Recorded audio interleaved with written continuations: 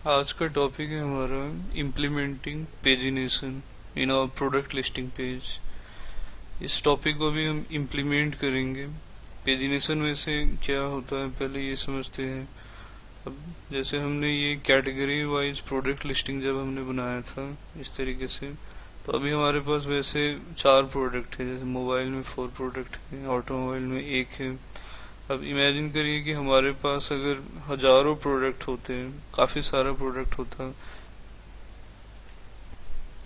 तो हमारा क्वेरी के अकॉर्डिंग वो सारे प्रोडक्ट डिस्प्ले हो जाएंगे इसी पेज में, क्योंकि हमने ऐसे कुछ रोका नहीं है, क्वेरी में लिमिट नहीं दिया है।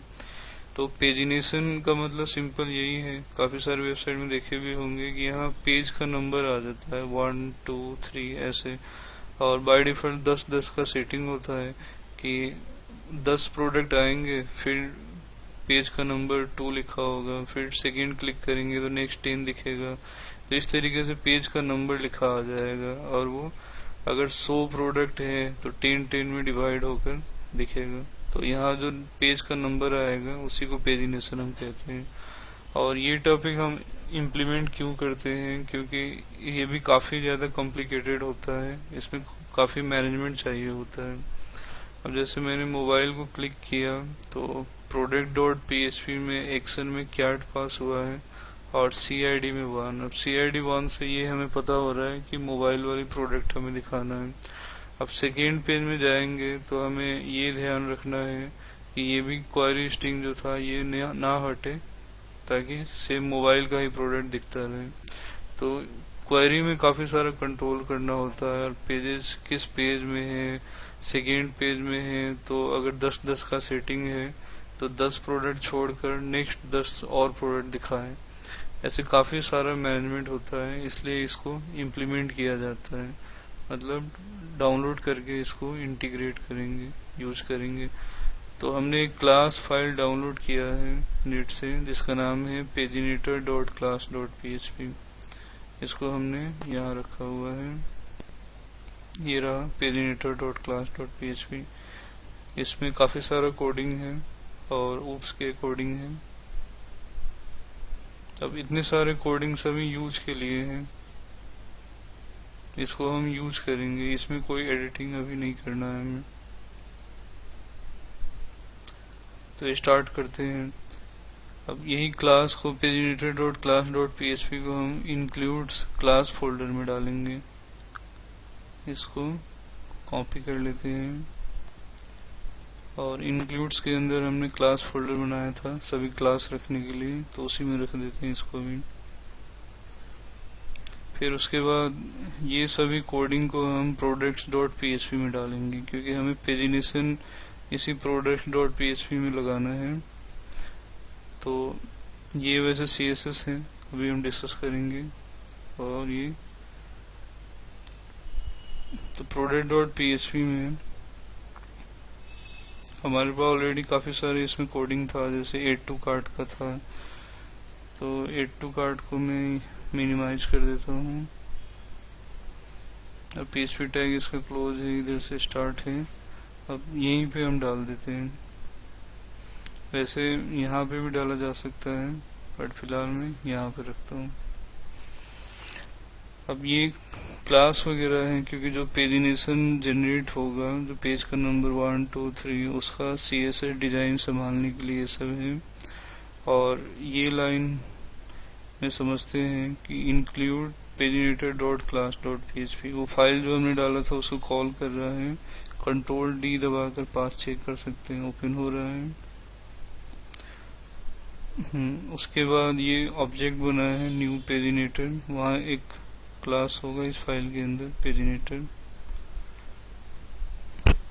फिर आइटम टोटल अभी हमने स्टैटिक डेटा पास किए हैं, 10 पास किए हैं। ये एक्चुअल में क्या है, अब जैसे हमने मोबाइल क्लिक जब किया, अब सपोज मोबाइल में हमारे पास 25 प्रोडक्ट हैं, तो वो 25 वेरिएबल में यहाँ पास होना चाहिए।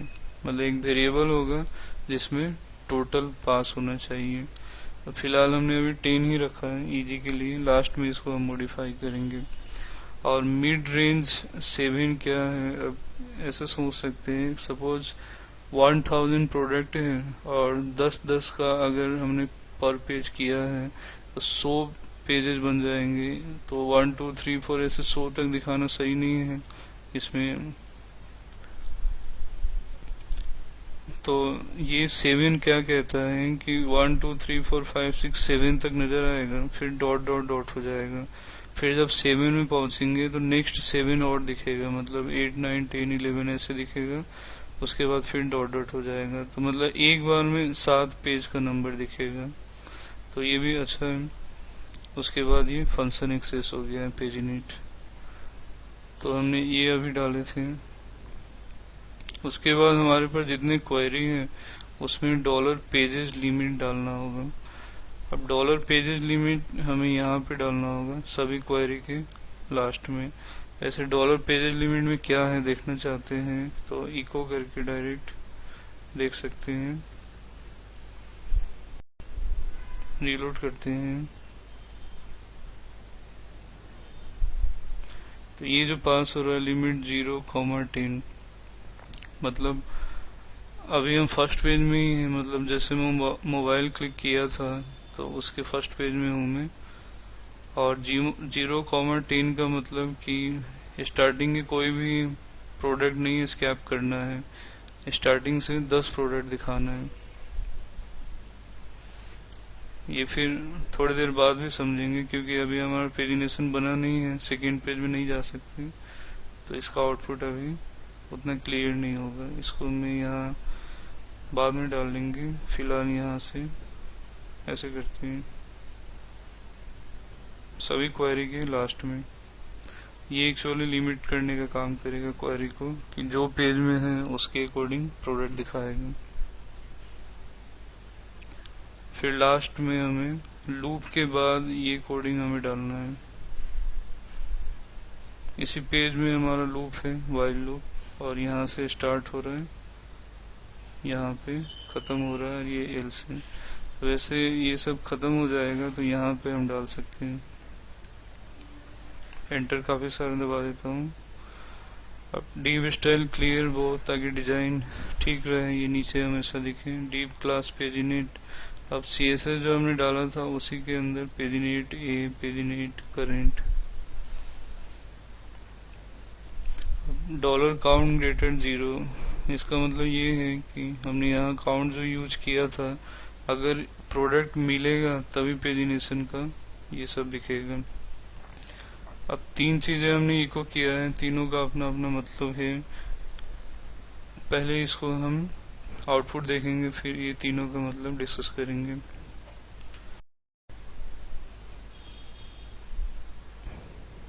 आउटपुट इसको चेक करते हैं। अब यहाँ ऐसे पेजिनेशन नजर आ रहा है। अब बाय डिफॉल्ट इसका 10-10 का सेटिंग है। ये जो पेजिनेटर क्लास फाइल खोलेंगे तो फिर नजर आएगा उसमें जो यहाँ डिफॉल्ट IPP लिखा है, मतलब ये बाय डिफॉल्ट 10 प्रोडक्ट दिखाएगा, 10 आइटम दिखाएगा। तो इसको मैं 2 कर देता हूँ टेस्टिंग करने के लिए, और रीलोड करते हैं तो 2 ही प्रोडक्ट दिखा रहा है और पेजेज इतने हो गए। अब पेजेज इतना क्यों हुआ इसको भी समझते हैं, क्योंकि हमने आइटम टोटल में 10 लिखा था, एज्यूम किया था स्टैटिक, और 2 का सेटिंग किया है। तो 2 5 जो 10, इसीलिए 5 पेजेज हुआ। अगर यहाँ में और ज्यादा बढ़ा दूं, इसको इन फ्यूचर में वेरिएबल रखेंगे, फिलहाल मैं सिर्फ स्टैटिक दे रहा हूँ, तो और ज्यादा हो गया, क्योंकि 7 2 जब 14 हो गया और एक प्रोडक्ट के लिए नेक्स्ट पेज हो गया। और वैसे ही मिड रेंज टेस्ट करने के लिए थोड़ा प्रोडक्ट का काउंट बढ़ाते हैं। तो इस तरीके से हो गया 7 फिर डॉट डॉट डॉट।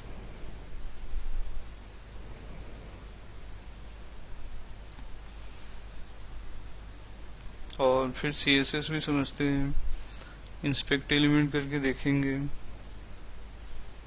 तो ये जो जनरेट कर रहे थे, ये पेजिनेट के अंदर एंकर टैग है, और जिसमें आप रहेंगे उसमें करेंट क्लास लगा हुआ है।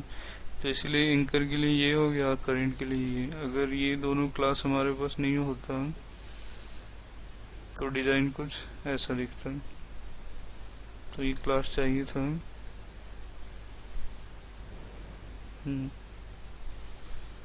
सेकेंड पेज में टेस्टिंग करते हैं। सेकेंड पेज में जाकर सेकेंड पेज में हम ऐसे आ रहे हैं। फर्स्ट पेज में था हमारा सैमसंग और नोकिया मोबाइल, और सेकेंड पेज में आईफोन और सोनी मोबाइल। और यूआरएल को भी ऊपर देख सकते हैं कि पेज का नंबर 2 लिखा है। आईपीपी मतलब पर पेज 2 दिखाना है, और एक्शन कैट और CID 1 मेंटेन है अभी भी, क्योंकि वो जो हम मोबाइल में थे तो उसी का यहाँ आ रहा है, ताकि मोबाइल ही दिखे। अगर ये CID कैट हट जाता है तो फिर कोई और भी प्रोडक्ट आ सकता है। अब जो हमने पेजेस लिमिट डाला था उसमें एक्चुअली क्या हो रहा है वो देखना है, तो इको करके यहाँ देख सकते हैं। सेकेंड पेज में ही हम हैं। तो लिमिट 2,2 का मतलब क्या है कि स्टार्टिंग के 2 प्रोडक्ट हमें छोड़ देना है, क्वेरी के अकॉर्डिंग 2 प्रोडक्ट छोड़कर फिर नेक्स्ट 2 दिखाना है। थर्ड पेज में अगर होते तो 4 प्रोडक्ट छोड़ देना है और नेक्स्ट 2 दिखाना है, ऐसा होता है। अब एक चीज इसमें बचा हुआ है सिर्फ, जो है ये आइटम टोटल पास करना।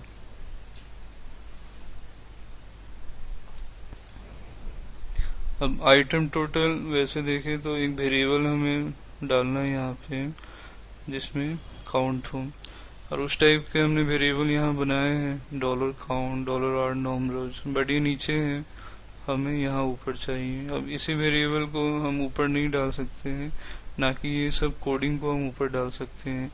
रीजन ये है कि इसमें एक्चुअल में काउंट पास होना है, बट ये जो क्वेरी है इसमें पेजेस लिमिट लग चुका है।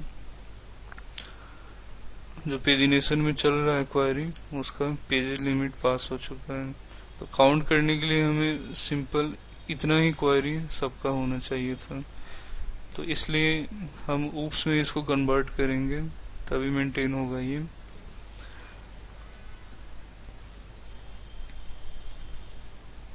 तो इंक्लूड्स क्लास के अंदर एक हम नया क्लास का फाइल बनाएंगे जिसका नाम होगा product.class.php।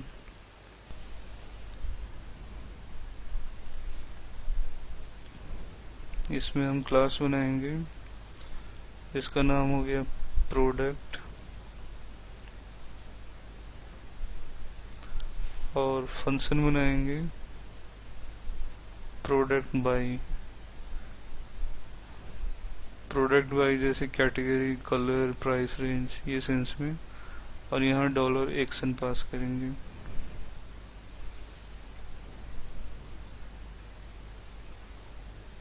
अब ये जो हमने स्विच रखा हुआ है यहाँ पे, इसको कट कर लेते हैं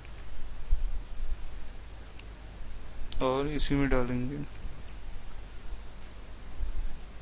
$MySQL के लिए ग्लोबल करना होगा, तो ऊपर ग्लोबल करते हैं। $1 एक्स्ट्रा आ गया।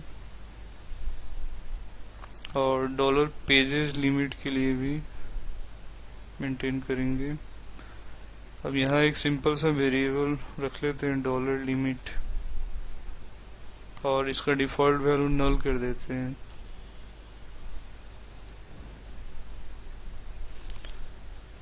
तो वो हम वहां से $पेजेस लिमिट पास करेंगे, बट यहाँ वेरिएबल का नाम सिर्फ लिमिट होगा।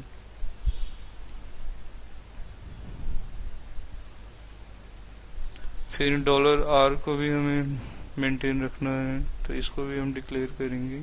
ये ग्लोबल ऊपर नहीं होना था, फंक्शन के अंदर होता है। ये $R को डिक्लेयर करते हैं पब्लिक $R।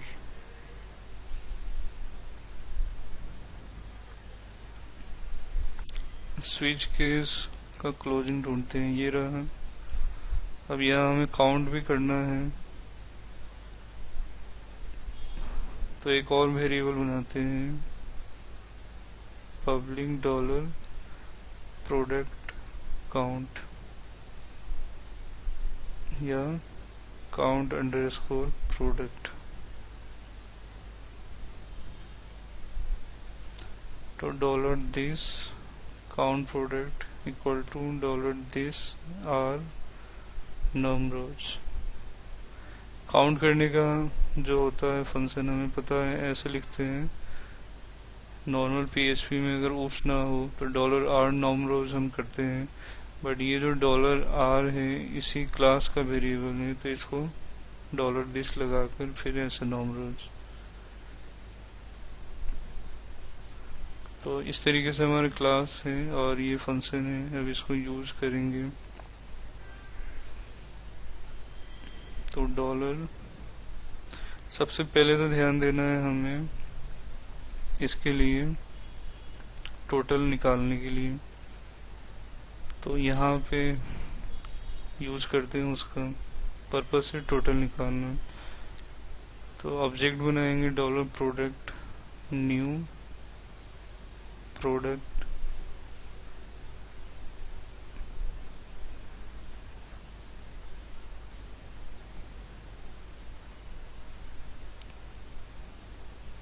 फिर वो फंक्शन एक्सेस करेंगे जिसका नाम है प्रोडक्ट बाई और डॉलर एक्शन यहाँ होगा। ये जो नीचे डॉलर एक्शन है इसको ऊपर लाएंगे यहाँ पे। ये एक्चुअल में यूआरएल से रीड करता है ये वाला एक्शन को, कि एक्शन में क्या है। तो जब हमने ऑब्जेक्ट बनाया और फंक्शन कॉल किया, डॉलर एक्शन पास किया, सिर्फ ये पास नहीं किया हमने, तो क्वेरी चलेगा और ये डॉलर अंडर गेट अपने आप यूआरएल से निकाल सकता है कि क्या आएगा, तो सीआईडी निकालेगा। कलर अगर आएगा एक्शन में तो कॉल आईडी आएगा यूआरएल में, तो ये अपने आप निकाल लेगा। फिर काउंट प्रोडक्ट हमें मिल जाएगा। तो dollar count product equal to object का नाम डॉलर प्रोडक्ट और उसका वेरिएबल का नाम काउंट प्रोडक्ट। तो ये वेरिएबल अपनी चॉइस से यहाँ कुछ भी रख सकते हैं, काउंट ही रख सकते हैं। इको करके फिलहाल इसको देखते हैं कि जो हम एक्सपेक्ट कर रहे हैं वैसा आ रहा है कि नहीं। नीचे अभी हमने सब हटा दिया है तो एरर भी आ सकता है, बट अभी हमें बस काउंट देखना है।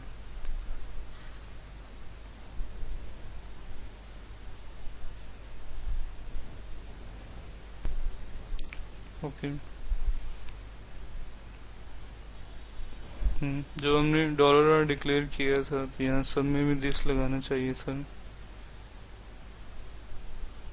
जब जब उसको हम एक्सेस करते हैं तो दिस ही लगाते हैं।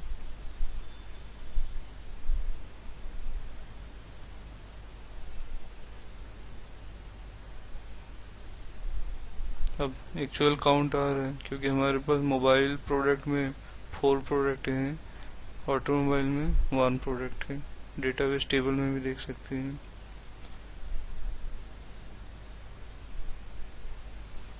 वन वाला CID मतलब मोबाइल वाले में 4 प्रोडक्ट हैं और 2 वाला मतलब ऑटोमोबाइल में एक ही है। तो टोटल हमें मिल रहा है। तो ये जो हमने काम किया इसका पर्पस यही था कि टोटल निकालना। इसको अब एक्चुअल में यहाँ पास कर देंगे डॉलर काउंट। इस इको को कमेंट कर देते हैं। अब नीचे जो क्वेरी हमें मेंटेन करना है तो फिर से उस फंक्शन को एक्सेस करेंगे। फंक्शन का नाम प्रोडक्ट बाई और डॉलर एक्शन जो ऊपर है हमारे पास। अब इसमें डॉलर पेज लिमिट पास करेंगे यहाँ जो हमने लिखा है, ताकि पेजिनेशन कंट्रोल रहे कि जो पेज में आप रहेंगे उतना ही प्रोडक्ट दिखे। और फिर से ये काउंट, इसका काउंट करने के लिए वेरिएबल का नाम अलग अलग रखना चाहिए। अब नीचे भी काउंट है तो ऊपर काउंट का नाम थोड़ा अलग दे देते हैं। नेट काउंट नाम दे दिया इसका।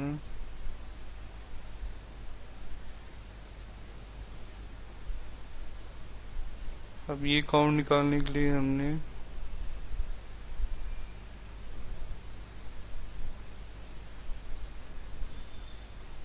ऑब्जेक्ट के थ्रू ये जो वेरिएबल है इसको एक्सेस करना होगा,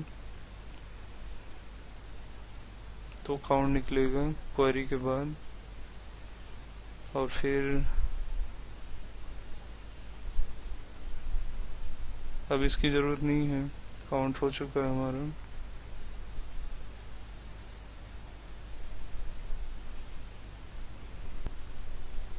आउटपुट टेस्ट करते हैं।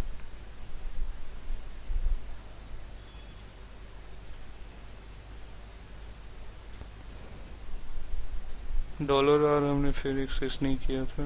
$R equal to $product R, क्योंकि वही ऑब्जेक्ट के अंदर जो R है ये वाला, इसको एक्सेस करना था। अब आ रहे हैं। अब मोबाइल में हमने जब क्लिक किया तो बाय डिफॉल्ट 2 दिख रहा है, क्योंकि हमने तब पर पेज का जो सेटिंग किया था वो 2 किया था यहाँ पे। अब सेकेंड पेज में जाऊंगा मैं तो अलग अलग प्रोडक्ट दिख रहा है। और ये पेज 2 ही क्यों आए, क्योंकि पता है हमें कि मोबाइल में टोटल 4 प्रोडक्ट हैं और 2-2 का सेटिंग है, इसलिए 2 पेज आया। अब ऑटोमोबाइल में क्लिक करेंगे तो एक ही पेज रहेगा, क्योंकि प्रोडक्ट भी एक ही है। इस तरीके से अब इसमें नहीं है।